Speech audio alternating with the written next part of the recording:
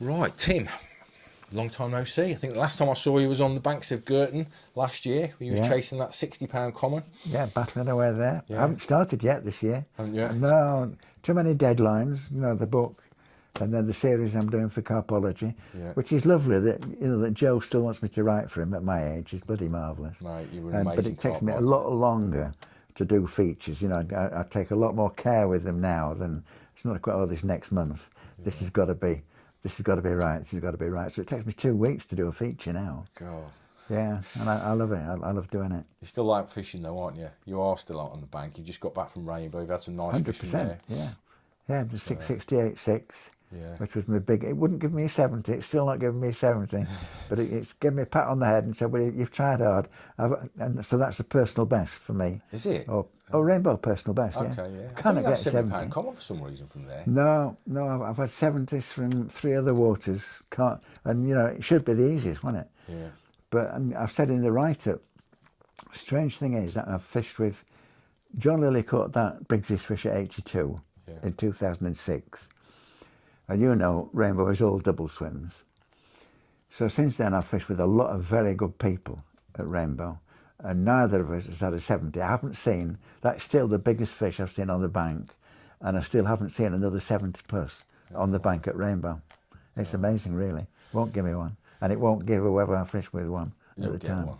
You keep grafting away. You always Yeah. do. You Yeah, always no, do. I've finished with Rainbow now. Have you? Yeah, it beats me up. Uh, Well, it's just become so much more difficult with the crayfish all of a sudden, for okay. God's sake. Yeah. And Rainbow, it's that's where we learn that sometimes they want it out there for 3 days. Yeah. You can't keep it out there for a day now. 7 days in the case of Lockie. I remember him catching a whacker Yeah. and left the baits out for Yeah, that's maybe even right. longer than 7 days. I Yeah. can't remember. Oh yeah, I think we relearned carp fishing at Rainbow, not just the tackle, not just the braid and the setups and the rest of it, but in terms of the time span. Because normally, when I used to fish with Jacko in the matches, Yeah. he was an overnight angler, and I was a long-term angler. So you go on Medine, I want it out there for 5 days. Jacko wants to change it every morning. It was just a different approach. Yeah, yeah. Do you mind me asking you how old you are now, Tim? I'm 88 next month. Yeah. 88, and you're still fishing Rainbow, mate. That's some going, because that is a tough old water. It Yeah, but really is. you see, that's all down to Fred Wilton, 100%, because I was a smoker when I read Fred Wilton's full thesis. Yeah. And I thought, well, whatever I need nutrition-wise, I certainly don't need cigarettes. So I gave up cigarettes there and then in '83, just before I went to the mangrove for the first time. And I've eaten a lot more sensibly and carefully.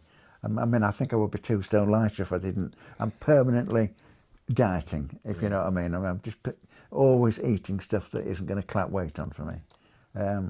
So yeah, Well, you're still looking great, mate. Yeah, Let's put it that my way. legs are a lot older than I am. Yeah, my legs are a lot older than I am. Yeah, You're still out there doing it, which is what matters. And you're still, and I said this to you when I got here, I can remember, I've got a memory, and I know Frank Warwick will probably back me up on this. I can remember about 20 odd years ago, driving down to Cassian with you, Bob Davis and Frank Warwick, and you just finished a book. I can't remember which book it was, but here we are, 2025, and you're still writing. And 20 odd years ago, you said that was your last book.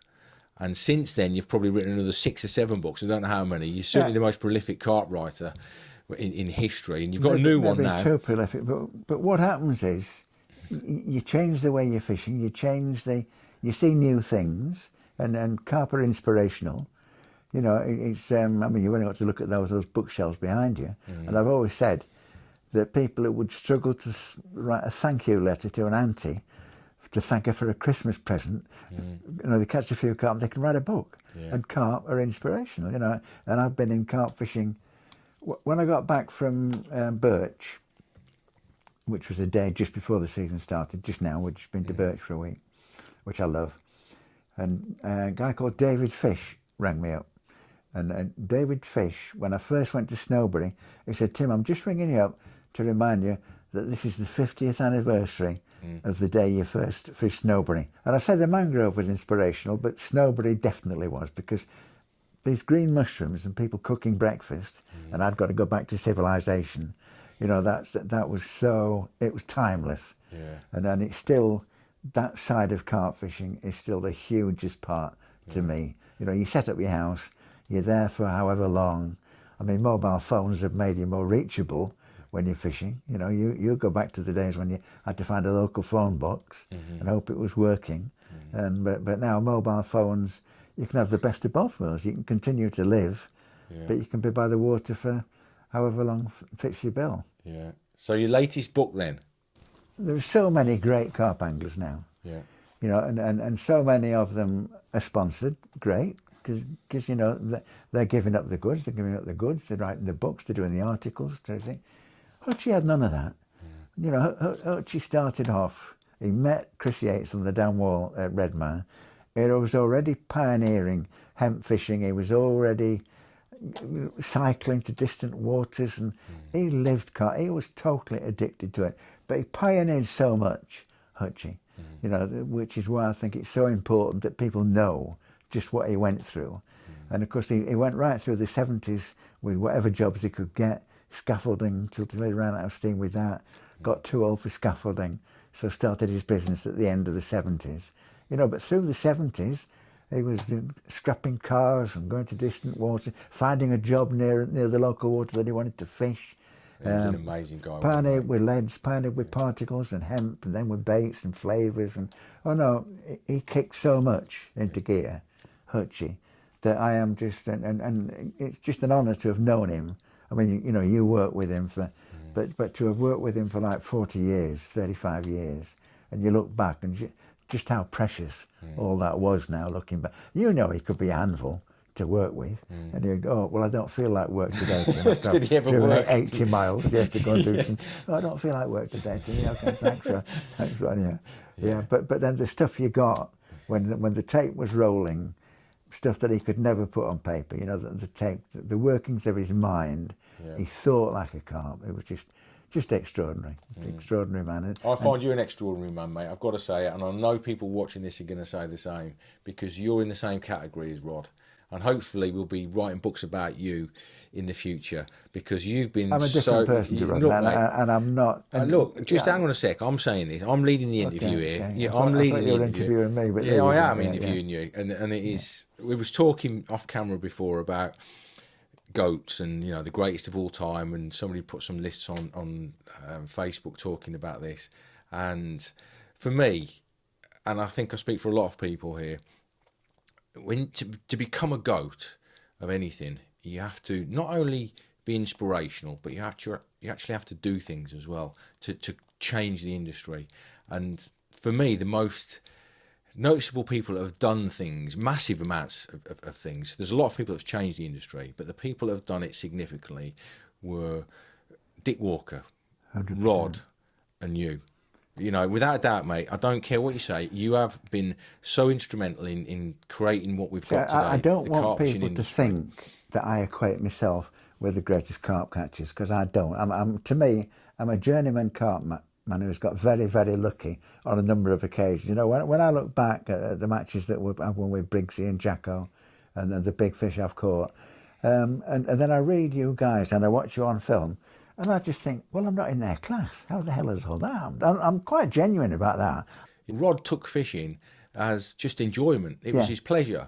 It wasn't about being the greatest. It was way down the line. When we knew Rod as an angler, I know he was. He was way down the line by then, mate. I know. I spoke to Kev Clifford this season, and Kev's told me what he was like when he used to walk on the water. Yeah. Rod's here, and you know, and there's no doubt that Rod, his mind was incredible. Extraordinary. But carp fishing for Rod was more than just catching fish, and this is what I'm trying to say about being the goat. If you're going to be the goat, it's not about going to linear and catching more fish than anybody else. It's about what you have done to create the industry that we've got. You've changed carp fishing. Dick Walker changed carp fishing massively. Rod did. He invented carp fishing. Dick Walker. Yeah. And there's lots of other people that's had massive effects. Kevin Nash, Danny Fairbrass, you know, lots of people down the line, and yourself included. And it is the overall package. And we've got a book here today, which you're releasing this Saturday at the Festival of Carp, which is the Carp Society's main show.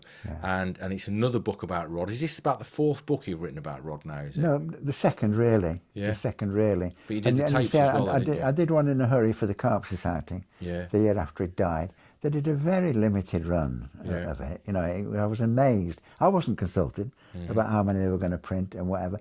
And since then, and working with Rod's material, and you know, we found out a lot more about Rod, and a lot more pictures have come to light. Yeah. You know, so I just wanted to paint a more complete picture than anything that is out there. So yeah, there is some repeated material in here. Yeah. And I think what really triggered it, the first interview I did with Rod was at his shop in Louth, which didn't last long for some reason. But he had a shop in Louth, and we did a big interview for Carpfisher in 1983. And I was rereading this interview in Carpfisher. I thought, oh my God. I mean, the one story that hasn't been in print, there are a lot of stories in the book that haven't been in print, but the one about, and we all knew it by word of mouth, when he got into Redmar, he got the letter of confirmation. He was working in Wales, to be near a Cartwater in Wales. And he was living in a bedsit. The family was still back up here, Lincolnshire. And he was living in a bedsit, and he came back, he'd got this letter, and he spread hemp all over the carpet. And he plastered pictures of carp on the ceiling, on the walls and everything. And he was crawling around in his underpants, sucking at this hemp, trying to get more and more into carp's heads. You know, and I thought this glorious story about Rod, who understood carp better than anyone did, Yeah, you know, definitely. trying to get further inside their heads before he went to Redmar. You know, and of course what he did at Redmar was just totally astonishing. So yeah, there is a lot of cut down, repeated, to paint the full picture, cut down, repeated material, a lot of new material that hasn't appeared before, which is great, you know, about his writing. Because I just loved his writing. I mean, some of his one-liners, and that we were just talking about the piece that I'd done in Carpology, about the stuff that had been on Facebook about greatest of all time and whatever. And I just think that because when Hutchie first went to Redmire, first went to Cassian, try this again. First went to Cassian in the mid-80s, I thought, what's that about? You know, because I was in the early throes of tree-lined carp pools and the rest of it, and he's often, and I felt a bit let down almost, which is very presumptuous, and I said that's presumptuous. But then when I found that expression of his, he's got to fish waters where unknown quantities, where dreams are still alive, and I thought, God, does anything ever summarise carp fishing like that? One expression where dreams are still alive. Yeah. You know, and actually had to go to the distant monster waters to keep his dreams alive about carp fishing. And I just think it's such a... And if you're trying to catch your first carp, your first double, your first 40, the dreams are still alive for you, whatever you're doing in carp fishing. Yeah, that's a lovely quote, that is. Yeah. And you know, I mean, Rod, he did so much for carp fishing and inspired so many people. You know, that to hear someone like yourself say that Rod inspired you, because he inspired me. Oh, and I know he 100%, mate. inspired your generation of anglers. It just shows what kind of person Rod was. And you said in that little bit just about his knowledge of carp. I've got to say this, I've met an awful lot of carp anglers in my life, and no one knows the carp as well as Rod. No. When I used to sit and listen to Rod as a kid working for him, he clearly knew so much about the carp, and it's one of the most important things, isn't it? You know, you can know everything about rigs, know everything about bait, but if you don't understand carp, then it's almost like it's not worthy knowing anything about rigs, because carp is what we're trying to catch. Yeah. And Rod's brain. Rod was big on rigs. Oh no, he was. I'm not rigs, saying he wasn't, mate. But he Yeah. understood carp. That's the point I'm getting at. He was a massive believer of understanding what carp are like, and that's one of the things I've picked up of working with him. Is know your quarry, understand what you're trying to catch. And Rod, he didn't need books to talk about subjects. He was all up here, wasn't it? He was 100%. great. And you see, if I can just make the point that when I got serious about carp fishing, my idea of serious about carp fishing, Yatesy and Hutchie were just emerging as the greats they are, you know, and Kev Clifford and the rest of it. So I never had, and always, I'm in my mind, I'm in their shadow forever. which is why, you know, I am not up alongside Hutchie and Yatesy and Dick Walker and the rest of it. You know, I'm a journeyman carpenter who's had a big influence in terms of publications. I accept that. Yeah, but maybe Dick Walker was a journeyman carpenter. I don't know. I never fished with him. You know, Rod was a carp angler. You're not supposed to disagree with interviewers. No, interviewees. no, I know you're not. But I know, but you know what I mean. That they were You're so putting yourself down there. You're not giving so yourself any big, credit. and he was so huge. Yatesy is so huge, and I'm still friendly with Yatesy, which is magical. You know, lovely guy, and they are the greatest of all time to me. And the moderns, we are all following in their footsteps because we are doing what they told us would catch carp. They pioneered all that, and there's very little new come out since the end of the 70s. The Hare was the last really big thing to come out, Maddox and Lenny Middleton. And really, since then, it's been refinements, fine-tuning, some new bait ingredients without a doubt. But the basics, through the 70s, everything was created that made carp catchable. Yeah, without a doubt, mate. And that's, again, goes back to that topic we were talking about before. You can't compare anglers of today to guys like those guys because there was nothing in them days. And it's on a plate for my generation. It really is. I'll just tell you another story. This is a Yatesy story. And it's what these guys did to their lives. You know, they blew businesses, they blew marriages. And I've got some stuff from Yatesy for this. We'd got the piece about Savay. Wanted a piece about him at Redmire with Rod. And he got a brown book out that had disappeared for years, which is what happens at Yatesy's. And he did this piece about Redmire, and he did it about, he covered it before somewhere, did it when the last major session he had at Redmire was with Jack Hilton and Rod in September 2003. They were in 2002, September 2003. And I thought, well, this is half familiar. I got some of it on tape and some of it, he said, oh, you can use that, yeah, great. Now, the greatest of Yatesy's writing to relate to for most carp anglers is in Casting at the Sun. You know, his Redmire years in Casting at the Sun.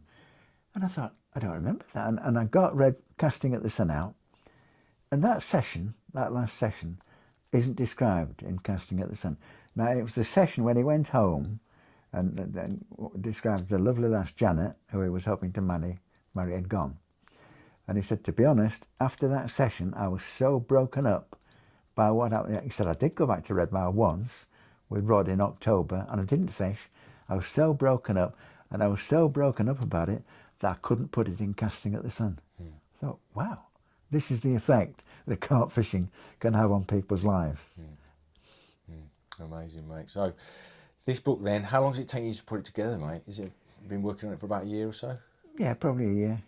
Yeah, because then you're fine tuning, then you're trying to get rid of all the mistakes, and it'll never lie down. You know, there comes a point, you've done it, Croy, a number of times. They're up there, your great books. There comes a point when you've got to say, that's it, do it. You know, but that is the nervous time.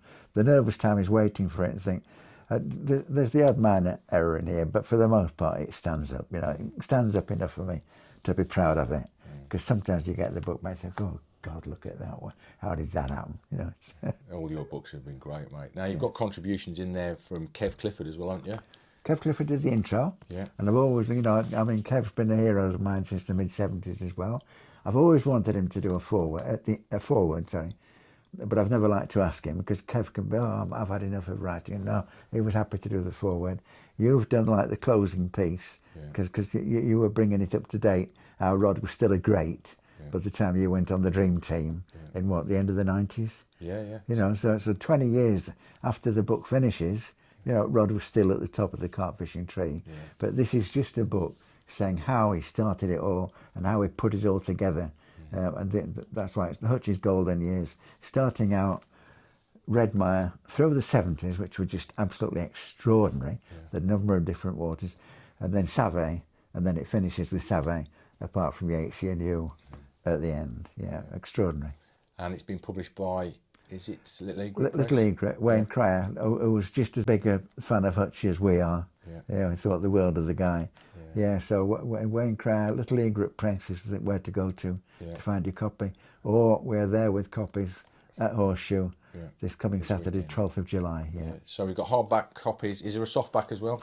There's a softback as well, yeah. Do you know What what I the call a prices are? reader's copy. What I call a reader's copy because collectors, that's got to stay intact. You know that is. You can see the back of it. Do you know what the price is for them, Tim, for the softback and the hardback? Hardback is 35 quid. Softback, I would have to look at. I think 20, but I'm guessing. Yeah. So that's this coming weekend at the Carp Society's Festival of Carp. What date is that then? That's just 12th of July, Horseshoe Lake. 12th of July. Yeah, we're there. You can get tickets on the door, can't you, as well? Oh, you pay when you go Up there. there. Yeah, Lots of drive other in. stands there. There's not just you selling books. There's a walk around the lake. Oh, there's load of stands, casting yeah. Load of demonstrations. stands, There's the Carp training. Fishing Hall of Fame Museum. Yeah, big entertainment. Yeah. Big panel on there. Some big Briggs is one of them on the panel. Yeah. I think Adam Penning's going to be there. There's going to be Lewis Reed's there.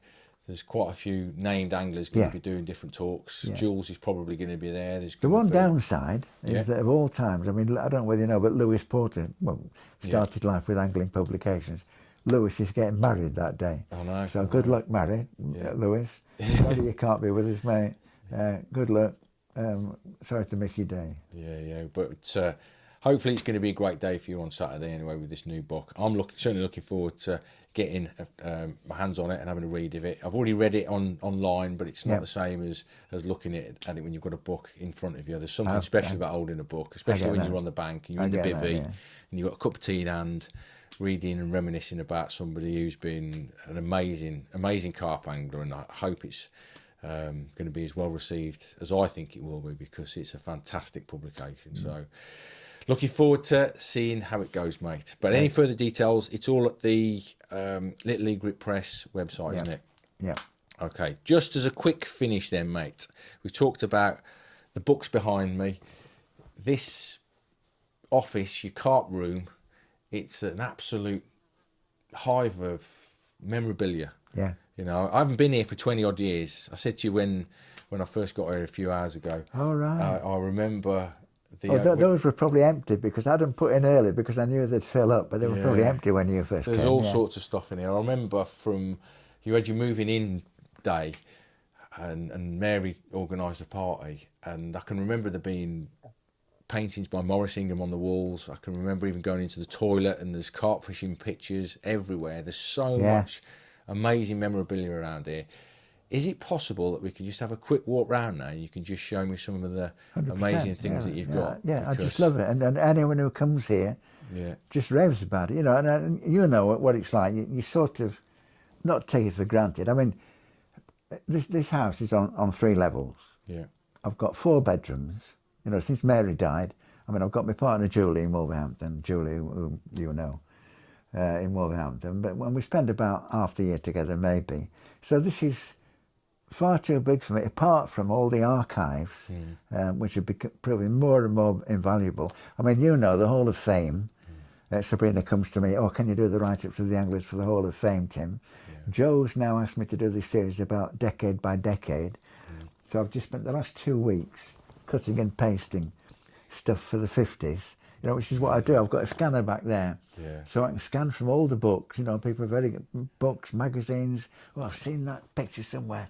Where do I find it? Where do I find it? And that picture, what we're talking about upstairs, that's from the Robinson Crusoe holiday camp. Yeah. That was the biggest carp caught in the 50s, apart from Redmire. That's amazing, isn't it? How big was it? 34. 34, God. That same year was when the first 40-pound mirror was caught. Eddie Price caught the first 40-pound mirror, which was the 38, which later became, that was 1959. Yeah. So Walker started it in 1952 with the Common. Yeah. Eddie Price finished it in 59 with the 38. Yeah. You know, but and there were fish from other waters now, but the carp catchers were having a huge impact, you know, and it isn't until you really start looking at it that you realise just how Dick Walker pioneered carp fishing as we know it today, 100%. You can't compare what those guys, their carp fishing then to what we've got today? Because I had to fill in one of those things in Joe's magazine only quite recently. What do you think that's so amazing about carp fishing today? And it is the availability of information. Yeah. It's just crazy. I can just open my phone up and it can tell me where to go and catch some nice fish. Yeah. Whereas back in those days, I mean, back when you was a younger lad as well, you know, it's Well, not. yeah, and so I Even also- for me, I had the BK guide by Kevin Maddox in the late 80s. It Yeah. was showing us where to go Yeah. fishing. So you guys had nothing, Yeah, literally but nothing. you see, going back to the 50s, and my dad had a car, so you presume that because he was an insurance branch manager, had a car. And I was thinking more and more, but Bob Richards, who caught the original record from Redmar, got on a bus from Gloucester, got on another bus from Ross, walked down through the estate, first started his carp fishing at 11 in the morning. Yeah. You know, this is a time when people didn't carp fish. And on his 11th visit, he caught the fish that changed everything, you know, the 31.4 that Walker set up. So, of course, they were all sniffing down there straight into it. But then when you read the Walker stuff, the Pete Thomas stuff, they were getting there by train for the weekend from Hitchin, for God's sake, or scrounging lifts, or you know. So we can't even piece together how many sessions he'd done.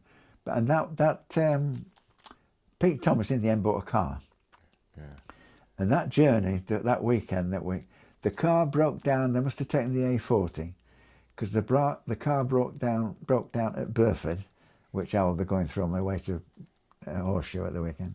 Broke down at Burford. They managed to get it rectified, but it wasn't put right. They managed to get it rectified. Had to stop again at Northleach to find a mechanic to put it right properly. And they went in a pub, drank a few pints of beer while they put it right at Northleach. But then I'm thinking, but this was long before mobile phones, and they're not on the home patch.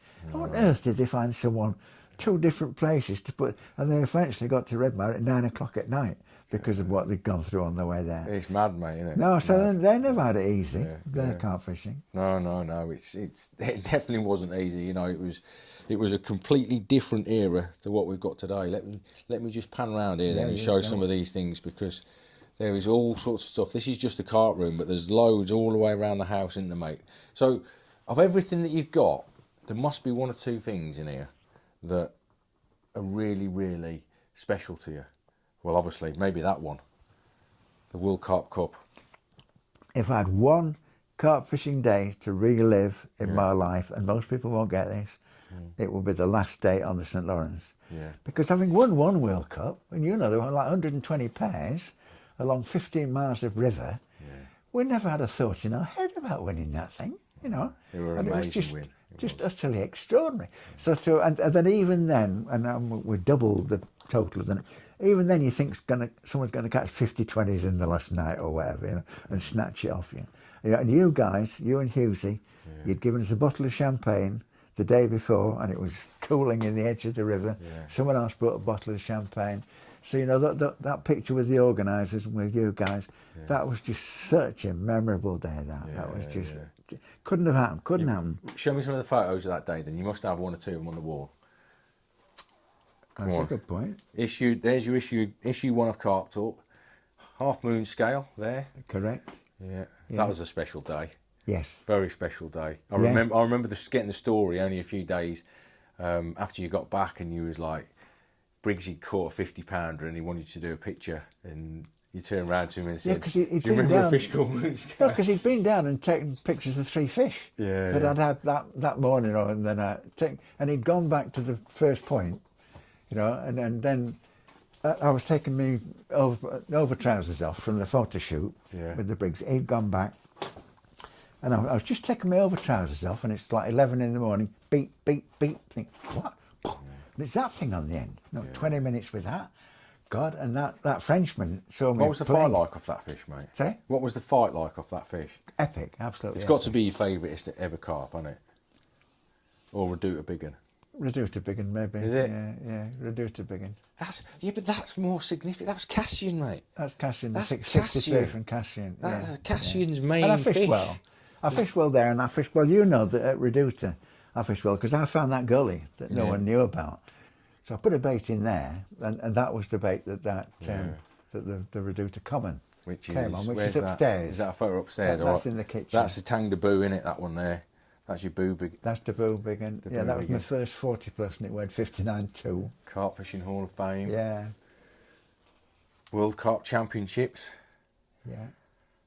World Carp. God, you've won some tournaments, mate, No, I over the never years. framed one of. I mean, I've got that. You've won some clipping, that one. tournaments Yeah, over the years, that haven't was you? in a local American paper, headlining in an American paper. What to do? Yeah. That was an amazing to see the British guys winning that event, because it was a real global event. There were so many teams from different countries and so many anglers, well-known anglers: Jacko, Lockie, Fairbrass, Warwick. Yeah. You know, there was everybody in that event. It was a real big event, and to see you two on top of the podium, it was a great celebration. Really, really was. Really, I absolutely loved being there, mate. Still the highlight to have won that, and at the time, it was the biggest prize ever in angling, not just in carp fishing. Yeah. It was the biggest prize in angling, $96,000. Did you win a car each? Yeah, we got a car each. Because it split 6 ways. Yeah. And then third tax on that. Then it took us forever to get it in the tax and sorting out. And you didn't do it for the money, though. But it was still a huge win. Yeah, you didn't do it for the money. I know. Yeah, you did it for the memories. Oh, 100%. And Briggs is the same. Oh yeah, as well. and a lot of these things you did. I was an editor at the time, and in competition as an editor. So a lot of what you did was sort of to try and prove yourself, to say, well, I can catch fish, sort of thing. Oh, mate, you give over. Yeah. You're so modest, mate. You're unbelievably modest, because I know you and I fish you. You are an absolute machine, and I know from speaking to so many guys of my age, especially on the Reduta trips. But Tim's out in the boat again. Tim's in a machine, absolute machine. And I remember reading an article years ago. I don't know who was contributing to it, and it was like build. I think it might have been Lee Jackson that did it. Build your sort of, not favourite carp angler, but the ultimate carp angler. And I remember Jacko, I think it was Jacko, saying Tim is an absolute machine. Workaholic, and you are. Yeah, but when you go to these distant places, you go, well, you are, for God's sake. Yeah, but mate, I'm 30 years younger than you.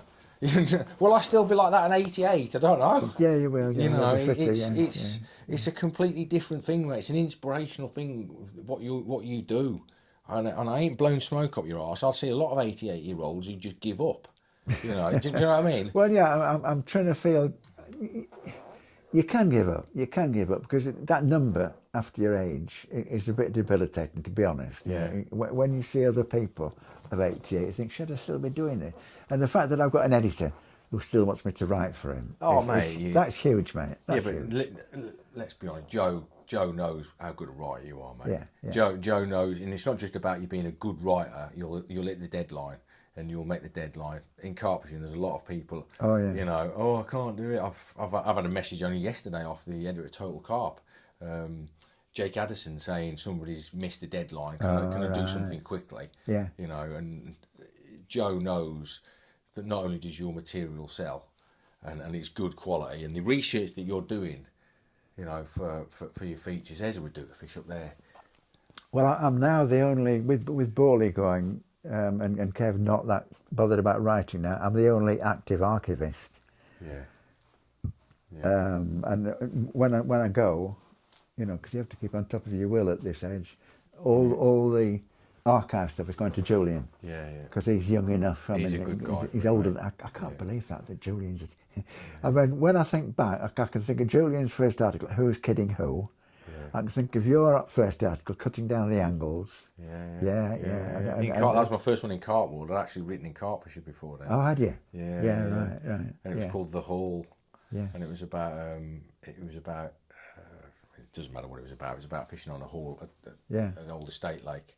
But that was in Carp Fisher. But my first one in Carp World was that. Yeah. But Jules is after yourself and Kev. He's the automatic choice for something like that, because he's into his history as well. And it needs preserving. History of our sport needs preserving. And he's got a big enough house to house it. Which is But I mean, all this floor, but this is like the basement floor, Yeah. because this is on three levels, the house. Yeah. You know, so next there's just as many books and God knows what Let me next have a look. door. So which are you apart from your own stuff, the things that you've done yourself? I know this. Who did this picture of Dick Walker? Who did this Again? picture of Dick Walker? Is that Pete Curtis? Is that a Pete Curtis drawing, Rod? Oh yeah, Tim. yeah, that's that collection that he did of. Yeah. You've got carp fishing stuff everywhere, mate. More books in there. Look at that. There's the proper Dick Walker one. This is like Kev's house, because Kev's house is the same, mate. He's got just carp fishing stuff all over. Although Kev's got like stuffed fish everywhere. Have you got any stuffed fish or not? No, Haven't you? no. No, just where's the Morris Ingham paintings? In my living room. Look at that there. What's that, Rod? What's that, Tim? I keep calling you Rod. What's that, Tim? Roger Smith and Jack Hilton. Yeah, of course Red it Mark is. car park. Red Mark car park. My God. That is at Medine. I can remember that.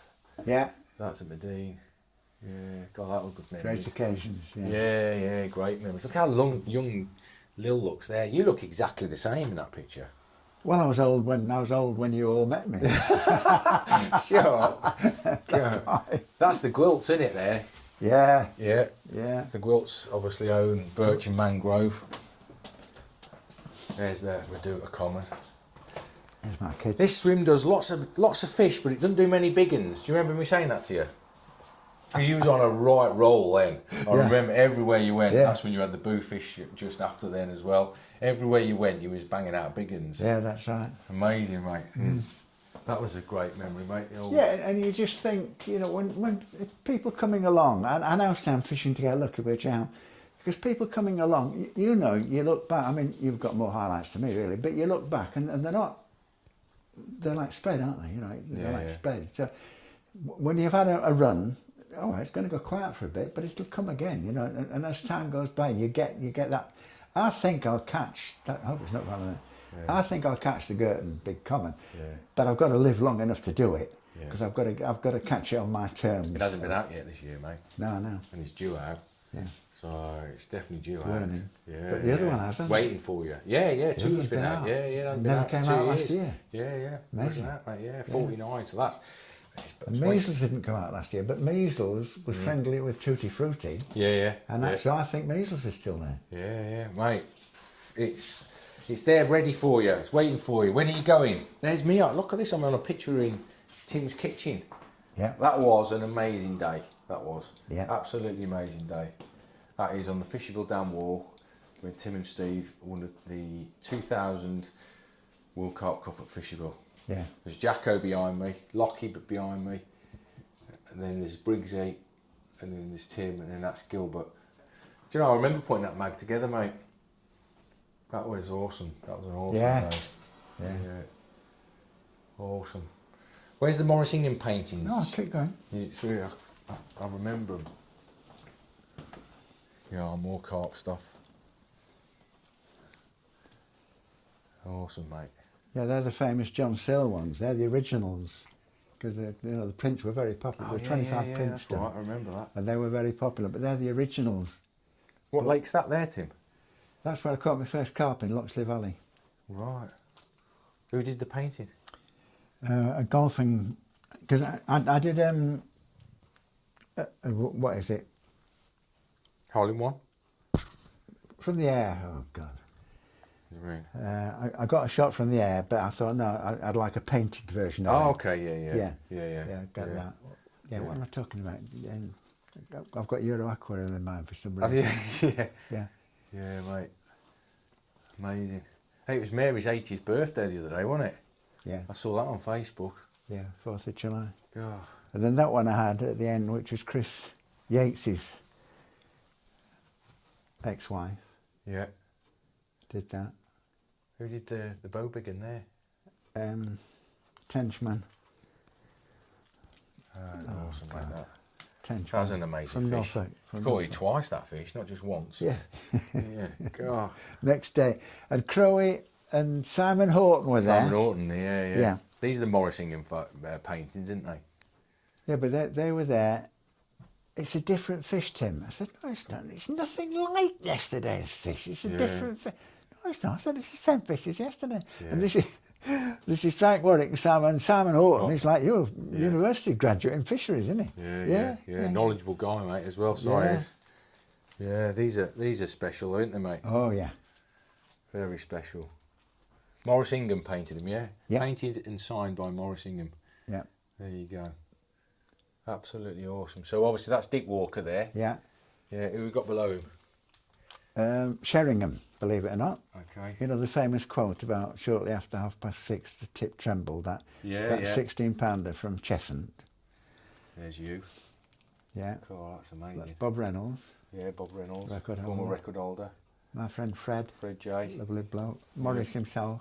Yeah, down the bottom. BB. Cool, yeah. Birdie Venables. Birdie Venables, amazing. Awesome stuff, geese. Absolutely awesome. It really is. You're an inspirational carp angler, mate.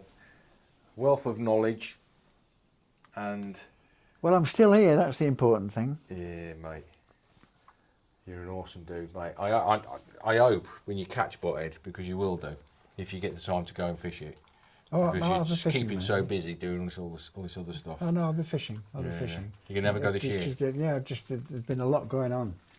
Yeah. You know, I mean, it's like I almost got, but with the book coming, then I had to get things out of the way done, and then I've got, it's a big garden to keep on top of as well. You know, I Yeah. get some help with it. You've got carp in the garden Big as well, garden, haven't you? carp Yeah. pond in the garden. Yeah, big house to keep.